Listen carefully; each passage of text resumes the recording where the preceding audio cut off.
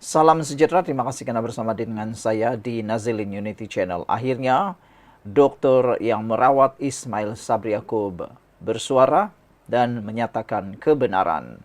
Sebelum kita teruskan ulasan kali ini, jangan lupa tengok produk ini untuk mereka yang ada penyakit gout, kencing manis, dan tinggi darah.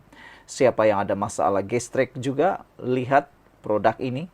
Produk ini sangat berkhasiat dan boleh membantu menyembuhkan Anda. Banyak sudah testimoni daripada orang yang ada penyakit kencing manis, gout dan juga gastrik serta tinggi darah yang sembuh. Jadi beli sebelum stok habis dan juga harganya kembali kepada asal.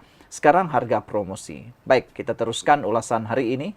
SPRM selesai temu bual dokter merawat Ismail Sabri. Akhirnya netizen tertanya-tanya, apa sebenarnya penyakit Ismail Sabri Yaakob sehingga sudah berhari-hari, berkali-kali uh, temu bual ataupun sesi siasatan terhadap Ismail Sabri Yaakob terpaksa ditangguhkan. Teruk sangatkah penyakit Ismail Sabri Yaakob sehingga tidak boleh disiasat oleh SPRM, kata netizen. Jadi kita harap apa yang dinyatakan oleh dokter yang merawat Ismail Sabri Yaakob ini dapat merungkai segala persoalan. SPRM, Suruhanjaya Pencegahan Rasuah Malaysia, telah selesai menemu bual doktor yang merawat Datuk Seri Ismail Sabri Yaakob di sebuah hospital di Selangor petang tadi.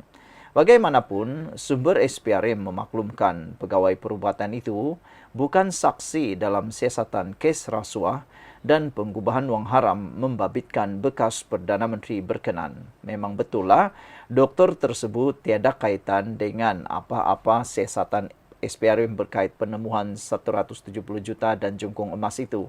Beliau hanya disiasat atau ditemu bual untuk mengetahui keadaan sebenar kesehatan Ismail Sabri Yaakob dan apa sebenarnya penyakit beliau.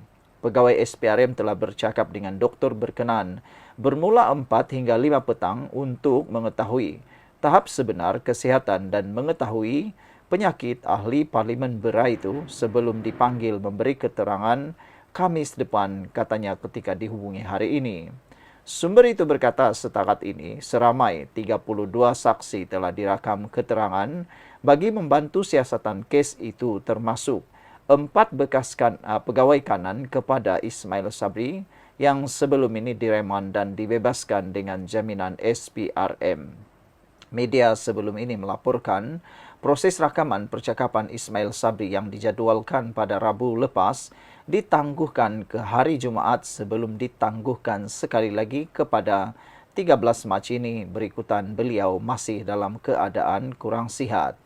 Bekas naib Presiden UMNO itu sebelum ini dikejarkan ke sebuah hospital pusat perubatan swasta selepas rebah secara tiba-tiba di rumahnya pada 21 Februari lepas. Pada 3 Mac lepas, Ketua Pesuruhjaya SPRM Tan Sri Azam Baki dilaporkan berkata, Ismail Sabri merupakan suspek bagi siasatan kes rasuah serta pengubahan wang haram susulan penemuan wang tunai kira-kira 170 juta di sebuah safe house susulan serbuan yang dilakukan pihaknya. Saudara-saudara sekalian, menurut laporan sebelum ini, penyakit ataupun apa yang menyebabkan Ismail Sabri Yaakob tiba-tiba jatuh dan rebah ialah kerana masalah tekanan darah.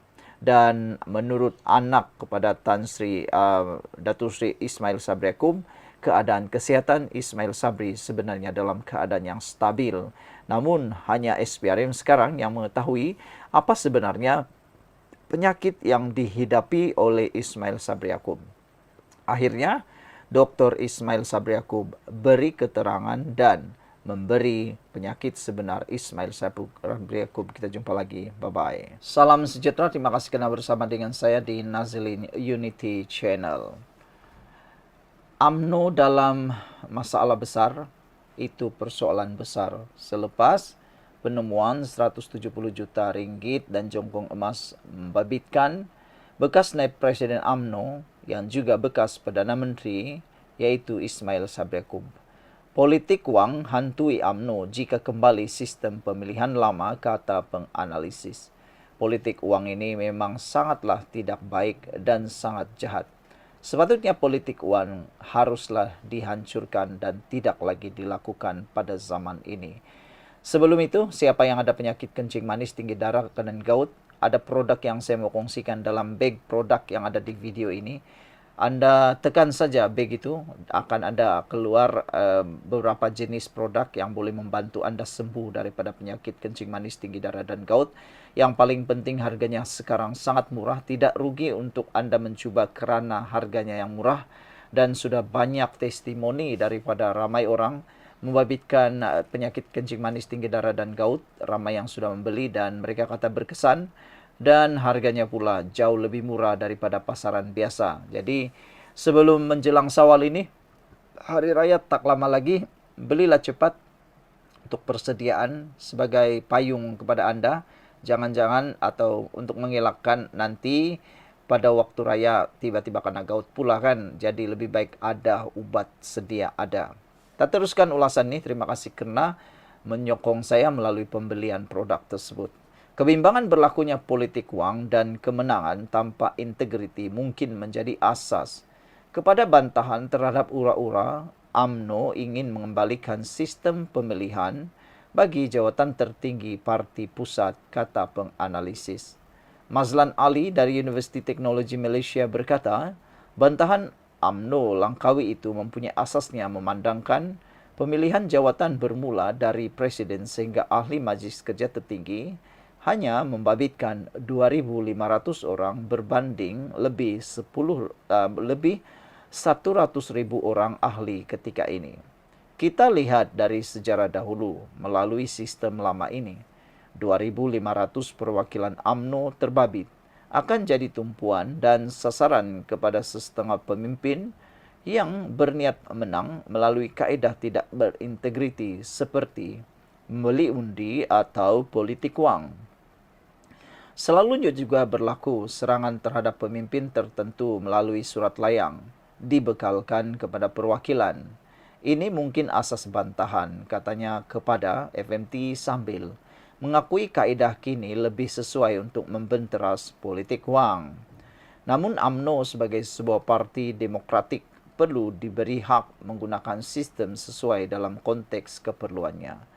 Semalam, Ketua UMNO Langkawi Muhammad Nazifuddin Najib berkata, mereka menolak usaha mengembalikan sistem pemilihan lama yang dianggap tidak relevan dengan realiti politik semasa, malah bercanggah prinsip demokrasi dan keterbukaan diperjuangkan parti. Pada 23 Jun lalu, Naib Presiden UMNO Khalid Nordin dalam hantaran di Facebook berkata, parti itu sedang mempertimbang beberapa perkara termasuk kaedah pemilihan pucuk pimpinan. Bagaimanapun, beliau yang juga pengerusi Biro Perlembagaan dan Keahlian UMNO tidak menjelaskannya secara lanjut. Presiden UMNO Zahid Hamidi pada Julai tahun lalu dipetik berkata parti itu terbuka meneliti cadangan mengubah sistem pemilihannya termasuk kembali ke kaedah lama membabitkan jawatan tertinggi peringkat pusat. Kenyataan itu menyusul laporan media berhubung cadangan supaya UMNO kembali kepada sistem lama pemilihan parti iaitu terhad kepada perwakilan dipilih bukan lagi membabitkan akar umbi yang diubah sedekad lalu. Pada tahun 2013, UMNO memperkenalkan kaedah pemilihan membenarkan kira-kira 150,000 perwakilan mengundi berbanding hanya 3,000 orang dipilih ke Perhimpunan Agung Parti itu. Fellow Majlis Profesion Negara Azmi Hassan turut senada dengan Mazlan berhubung risiko berlakunya politik wang jika pemilihan hanya membabitkan sejumlah kecil perwakilan. Beliau berkata, bahaya kalau terhad 2,500 ke 3,000 perwakilan sahaja. Sebab itu pemilihan sistem lama tak sesuai, katanya lagi. Sekian untuk kali ini, jangan lupa tinggalkan komen Anda.